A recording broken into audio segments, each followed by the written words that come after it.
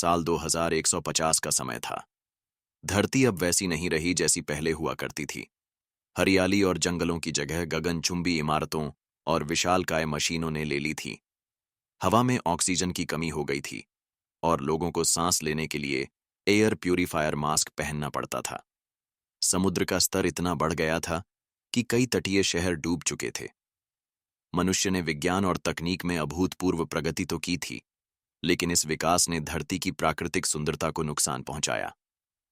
धरती पर रहने वाले जीव जंतु विलुप्त हो गए थे और अब केवल कुछ वैज्ञानिक प्रयोगशालाओं में ही उनके डीएनए संरक्षित थे।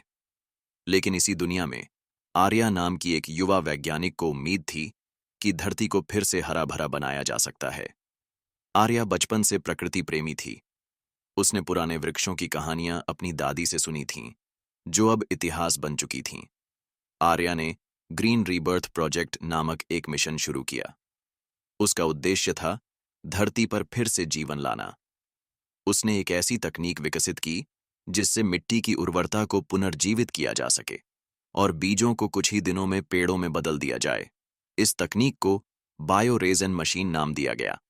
लेकिन समस्या यह थी कि इस प्रोजेक्ट के लिए ऊर्जा की जरूरत थी और धरती पर ऊर्जा स्रोत भी खत्म हो रहे थे। तब आर्या ने सोलर ऊर्जा का उपयोग करने का फैसला किया। उसने धरती के सबसे बड़े रेगिस्तान सहारा में अपनी मशीन लगाई। आर्या की मशीन ने पहला बीज लगाया और अगले ही दिन वहां एक छोटा सा पौधा उगाया। देखते ही देखते वह पौधा एक विशाल पेड़ में बदल गया। लोगों को अपनी आंखों पर विश्वास नहीं हुआ। यह चमत्कार था। धीरे धीरे आर्या की मशीनें पूरी दुनिया में लगाई गईं। एक सदी के भीतर धरती पर फिर से जंगल, नदियां और जीव जंतु वापस आने लगे। लोग अब प्राकृतिक संसाधनों की कद्र करने लगे थे। साल 2250 में धरती एक बार फिर हरी भरी हो चुकी थी। आर्या की कहानी हर बच्चे को सुनाई जाती थी ताकि वे समझ सकें कि प्रकृति का सम्मान करना कितना जरूरी है। और इस तरह धरती ने न केवल अपने अतीत को पुनः पाया, बल्कि एक बेहतर भविष्य की ओर कदम बढ़ाया। कहानी अच्छी लगी हो तो लाइक और सब्सक्राइब जरूर करें।